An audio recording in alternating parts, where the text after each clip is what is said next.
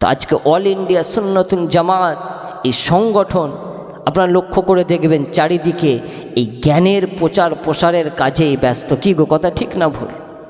জামিয়া রহমানিয়ার মাধ্যমে এই বাংলা জুড়ে যেভাবে হাজার হাজার আলেম হাফেজকে বাংলা জমিনে ছড়িয়ে দিয়ে মুজাদ্দেদে জামানের সিলসিলার নীতি আদর্শ আঁকড়ে ধরে যাতে সিলসিলার প্রচার প্রসার হয়, সেই উদ্দেশ্য আজকের দিনে অনেকটাই সফল। কি গো, হ্যাঁ, চারিদিকে জামিয়ার ছাত্ররা, রহমানি ছাত্ররা মাশাল্লাহ অনেকে ওয়াজ নসিহত করে, অনেক হাফেজ মাশাল্লাহ বড় বড় মসজিদে ইমামের দায়িত্ব পালন করছে।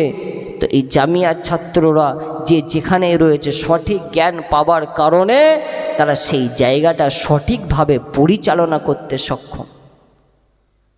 কিন্তু জ্ঞান যদি সঠিক না হয় তাহলে সঠিক পরিচালনা হবে না। তো বাবাজি, আমার যে কথাটা আলোচনা করছিলাম, আব্দুল্লাহ ইবনে আব্বাস হুজুর আমার ওদের 3 নম্বর প্রশ্নের জবাবটা দেওয়ার জন্য বলতে লাগেন যে তোমাদের যে প্রশ্ন হলো যে আলী রাদিয়াল্লাহু তাআলা আনহু উনি ওনার নাম থেকে আমিরুল মুমিনিন এই লাকাবটা কেন খুলেছেন? হুদাইবিয়া সন্ধির কথা তোমরা একটু চিন্তা করে দেখো। আল্লাহ রসুল আল্লাহর হাবিব হুজুর আমার উমরা করার জন্য হুদাইবিয়া জমিনে যখন যান, সেখানে আটকে দেওয়া হলো। রসুলুল্লাহর সাথে কুফারে মুশরিকদের একটা সন্ধি হলো। সন্ধি হওয়ার পর আল্লাহ রসুল আলী রাদিয়াল্লাহু তাআলা আনহুকে লেখার হুকুমটা দিলেন যে তুমি লেখো যে মুহাম্মদুর রাসূলুল্লাহ সাল্লাল্লাহু আলাইহি ওয়াসাল্লামের সাথে মক্কার কুরাইশদের একটা সন্ধি। আল্লাহ রসুল যখন এই কথাটা বললেন, তো ওদের যে প্রতিনিধি তখন সঙ্গে সঙ্গে প্রতিবাদ করে বলল যে আপনাকে যদি রসুলুল্লাহ বলে মেনেই নিতাম তাহলে কি আপনাকে আটকে দিতাম? হ্যাঁ, উমরা করতে কি আমরা আপনাকে আটকাতাম? আমরা তো আপনাকে রসুল বলে মানি না, তো রসুলুল্লাহ শব্দটা কাটতে হবে।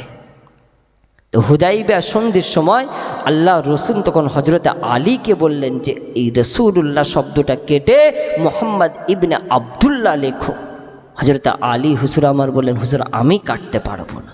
আল্লাহ রসুল নিজে কেটে দিলেন।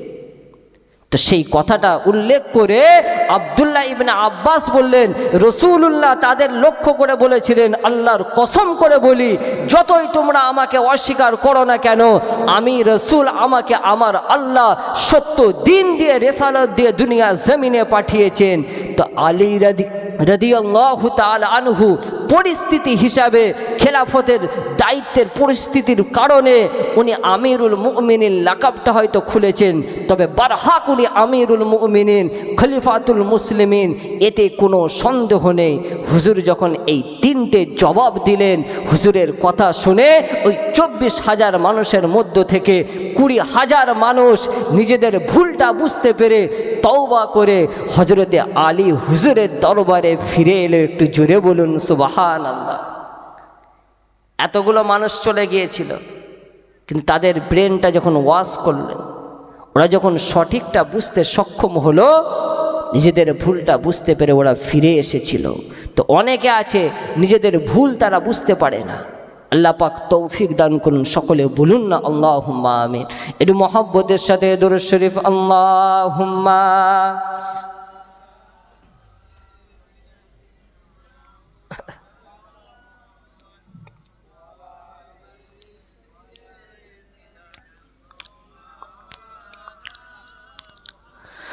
फूल खिलते हैं पर के सल्ले अला, फूल खिलते हैं पर के सल्ले अला, झूम कर कह रही है वादे शवा,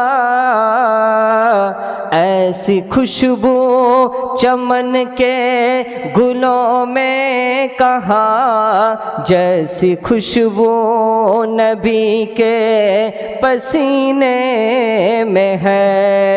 अल्लाहुम्मा सल्ले अला।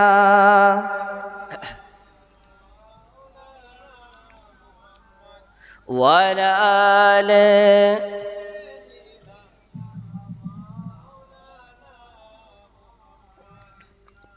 আমার বাবাজিরা, তো আল্লাহ পাক যাদেরকে জ্ঞান দান করেন, যাদেরকে আমার আল্লাহ ইলম দান করেন, আমার আল্লাহ দরবারে সেই মানুষটার মর্যাদাটা উঁচু হয়ে যায়। একটু জোরে বলুন সুবহানাল্লাহ।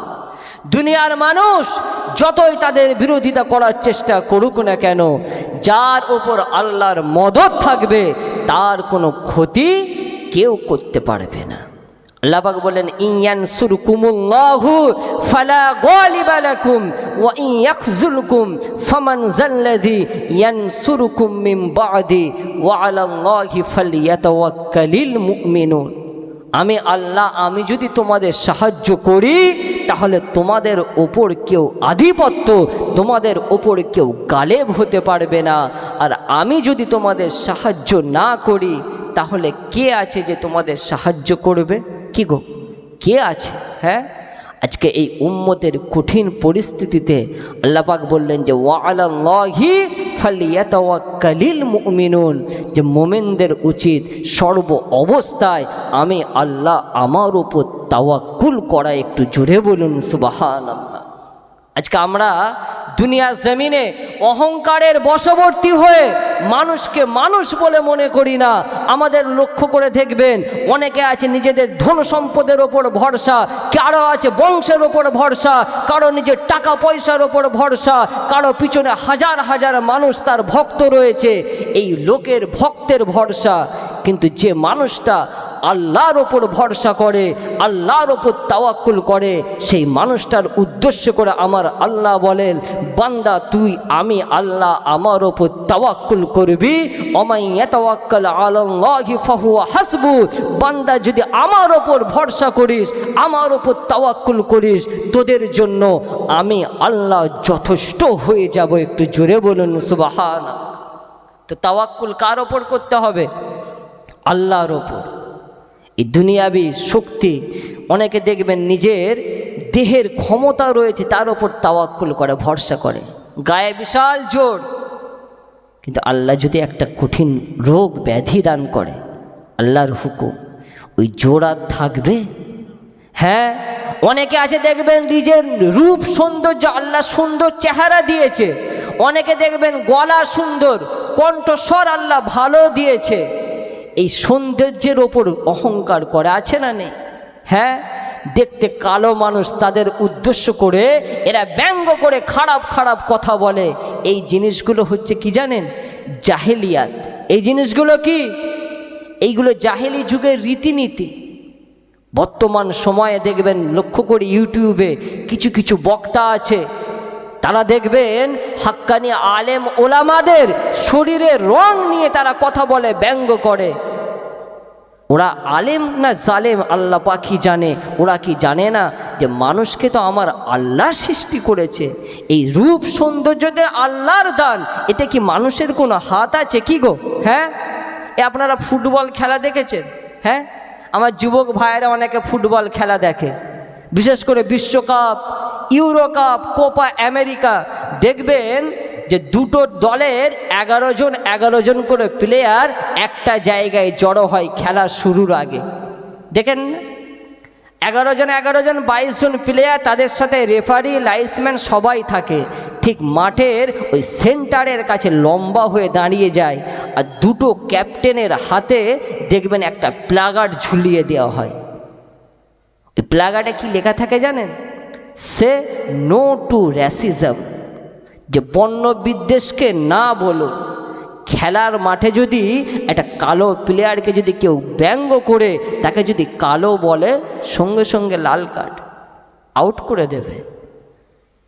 কথা বুঝতে পারছেন? দেখবেন খেলার মাঠে ফলো করবেন আপনারা, ওতে স্পষ্ট ভাষায় লেখা থাকে সে নো টু র্যাসিজম, যে বর্ণ বিদ্বেষকে না বলুন, খবরদার খেলার মাঠে বর্ণ বিদ্বেষী কোনো মন্তব্য করবে না।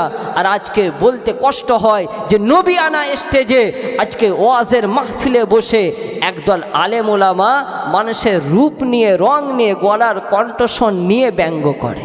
কি আছে না নেই?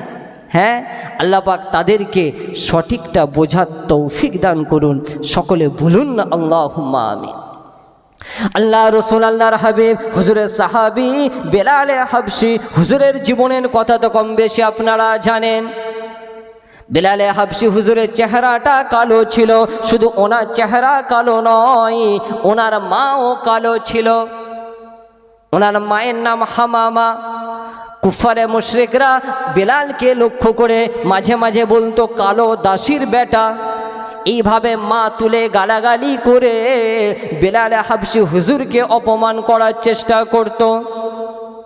কিন্তু ইজ্জত সম্মানের মালিক তো আমার আল্লাহ, আল্লাহ রসুল আল্লাহর হাবিব হুজুর আমার যেদিন মক্কার জমিনে পুনরায় ফিরে এলেন, যেদিন আল্লাহ পাক মক্কা বিজয় দান করলেন, কাবা বাইতুল্লাহ শরীফে রসুল্লাহ যেদিন পুনরায় বিজয়ী হয়ে আল্লাহর হুকুমে যেদিন আল্লাহ রসুল মক্কায় প্রবেশ করেন, রসুল্লাহ মক্কায় প্রবেশ করার পর কাবা শরীফের মধ্যে প্রথম প্রবেশ করেন আল্লাহ রসুলের সাথে তিনজন মানুষ প্রবেশ করেছিল।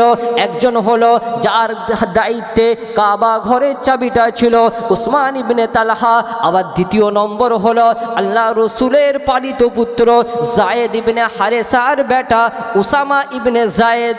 আর তিন নম্বর মানুষটা অন্য কেউ নয়, যে মানুষটাকে মক্কার মানুষগুলো এতদিন কালো দাসীর বেটা, কালো বেলাল, হাবশি বেলাল বলে যে বেলালকে তারা নানা রকম অত্যাচার করত, অপমান করত, সেই বেলালে হাবশি হুজুর আমার রসুলুল্লাহর সাথে কাবা ঘরে প্রবেশ করেছিলেন। তিনজন মানুষ। জোহরের সময় হয়ে গেছে, আল্লাহ রসুল বললেন বেলাল কাবা ঘরে ছাদে গিয়ে আজান দাও। রসুলুল্লাহর হুকুমে হজরতে বেলালে হাবশি হুজুর আমার যখন হাজার হাজার মানুষ, যেদিন মক্কা বিজয় হয় সেই দিনের কথা বলছি, হাজার হাজার মানুষ, অনেকে সদ্য ইসলাম গ্রহণ করেছে, তাদের ভেতরের ঈমান হয়তো অনেকের মজবুত নেই, এই রকম কিছু কিছু মানুষও সেখানে হাজির ছিল। বেলালে হাবশি হুজুর আমার কাবা বাইতুল্লাহ শরীফের ছাদে দাঁড়িয়ে যখন আজান দিতে শুরু করলেন, ওই বেলালকে আজান দিতে দেখে কিছু কিছু মানুষের বুকটা হিংসায় ফেটে গিয়েছিল যে আমাদের গোলামের বেটা, ওর মা ওর বাপ আমাদের গোলাম ছিল, আর সেই গোলামের বেটা বেলাল কিনা আজকে কাবা ঘরের ছাদে দাঁড়িয়ে আজান দিচ্ছে।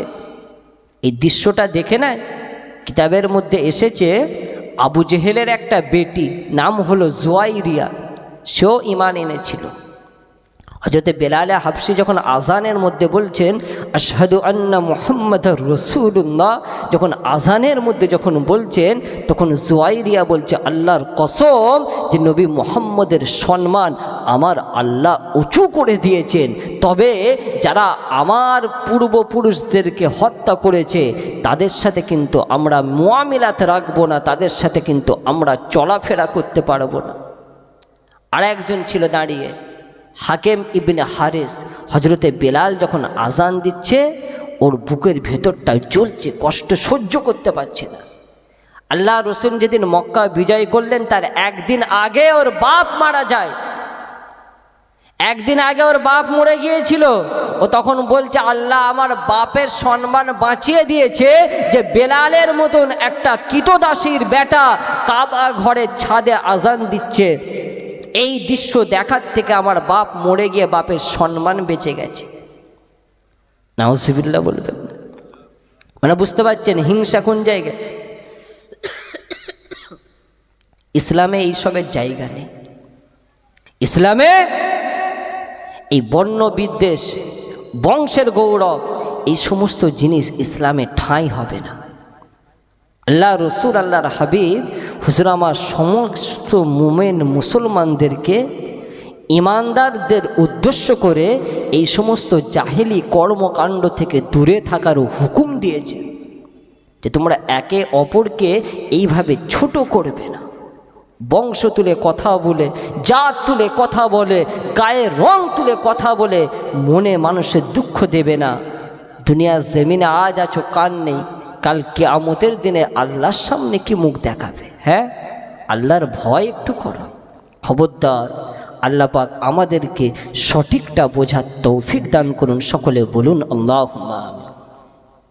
আর একজন মানুষ দাঁড়িয়ে দাঁড়িয়ে বেলাল হাবশি হুজুরকে আজান দিতে, ওই অবস্থায় সেই মানুষটা বলতে লাগে যে কাবা ঘরের ছাদে দাঁড়িয়ে বেলালের মতন একজন কালো দাস যেভাবে আজান দিচ্ছে, এটা দেখার থেকে মরে যাওয়া ভালো ছিল। আবু সুফিয়ান ইবনে হারব উনিও সেই জায়গায় দাঁড়িয়েছিলেন। আবু সুফিয়ানকে লক্ষ্য করে বলে, আবু সুফিয়ান তুমি কিছু বলো, তোমার কিছু মন্তব্য। আবু সুফিয়ানকেও জিজ্ঞাসা করছে যে আবু সুফিয়ান তুমি কিছু মন্তব্য করো, দেখছো তো কেমন বেলালে হাবশি একটা কালো কৃতদাস, তাকে কত সম্মান দিয়ে আজকে কাবার ছাদে আজান দিতে দেওয়া হয়েছে, তুমি কিছু বলবে না? আল্লাহ রসুলের সাহাবী হযরত আবু সুফিয়ান সদ্য ঈমান এনেছেন, সেই সময় বলেছেন আমি কোনো কথা বলবো না, আমার জবান থেকে যদি একটা কথা বের হয়, তোমরা যদিও না বলো, এই মক্কার জমিনের এই ছোট ছোট নুড়ি কাকড় ধুলোবালি, এই ধুলোবালিগুলো গিয়ে নবী রাসূলুল্লাহর কাছে আমার সম্পর্কে জানিয়ে দেবে। আমি একটা কথা বলবো না, তবে তোমরা যে কথাগুলো বললে সম্পূর্ণ অন্যায় কথা, ভুল কথা। ইসলামে শিক্ষা দিয়েছে সবাই সমান, এইভাবে রং তুলে জাত তুলে কথা বলা এটা ইসলামের শিক্ষা নয়। আল্লাহ রসুলের একজন সাহাবী হযরতে মিকদাদ ইবনে আমর, খুব সংক্ষেপে বলি শোনেন, ওনার বাপের নাম হচ্ছে আস। ওনার বাড়ি ছিল বুহাইরা বলে একটা জায়গায়। সেখানে গিয়ে কি করলো, একটা মানুষকে কতল করে ফেললো। এবার বিচারের মুখোমুখি হতে হবে, বিচারের শাস্তি থেকে বাঁচার জন্য বুহাইরা থেকে পালিয়ে চলে এলো হাজরা মাউদ বলে একটা জায়গায়। হাজরা মাউতে এসে বিয়ে শাদী হলো, একটা সন্তান হলো, যে সন্তানের নাম মিকদাদ ইবনে আমর রাদিয়াল্লাহু তাআলা আনহু। এই ছোট্ট মিকদাদ আস্তে আস্তে বড় হচ্ছে, বেশ লম্বা তাগড়া চেহারা, আল্লাহ পাক সুন্দর চেহারা দান করেছিলেন, কালো রং ছিল তবে বিশাল বড় চেহারা ছিল। মোটামুটি মানুষের মধ্যে তাকে দেখলে বোঝা যেত যে একজন আসছে। এত বড় চেহারা যে হযরতে মিকদাদকে দেখলেই বোঝা যেত ইসলামের ইতিহাসে জিহাদের ময়দানে সর্বপ্রথম ঘোড়ার ওপর চড়ে যিনি যুদ্ধ করেছিলেন তার নাম হলো হযরতে মিকদাদ ইবনে আমর। একটু জোরে বলুন সুবহানাল্লাহ। তো এই মিকদাদ ইবনে আমর হাজরা মাউতে যখন বেশ যুবক হয়েছেন, তো সেখানকার শাসনকর্তার ছেলের সাথে একটু কথা কাটাকাটি হয়েছে, তার সাথে ঝগড়া হতে হতে তলোয়ারের আঘাতে তার পাটা কেটে ফেলে দিয়েছে। আবার নসিব বাপ পালিয়ে গিয়েছিল, ছেলেরও নসিবে পালানোই ছিল। হাজরা মাউত থেকে পালিয়ে মক্কায় চলে এলো। মক্কায় চলে আসার পর এখানে আসওয়াদ ইবনে ইয়াগুজ বলে একজন কাফের নেতা ছিল, ও ছেলে পুলে কেউ ছিল না। তো ও দেখলো যে মিকদাদের মতো লম্বা তাগড়া চেহারার মানুষ যদি আমার সাথে থাকে, আমার এত ধন সম্পদ এইগুলো রক্ষার কাজে লাগবে। ও তখন বলল যে এই মিকদাদকে আমি আমার ওয়ারিস বানালাম, এ আমার ছেলে। তো মিকদাদ তার কাছে থাকতে রইল, কিন্তু মানুষের কাছে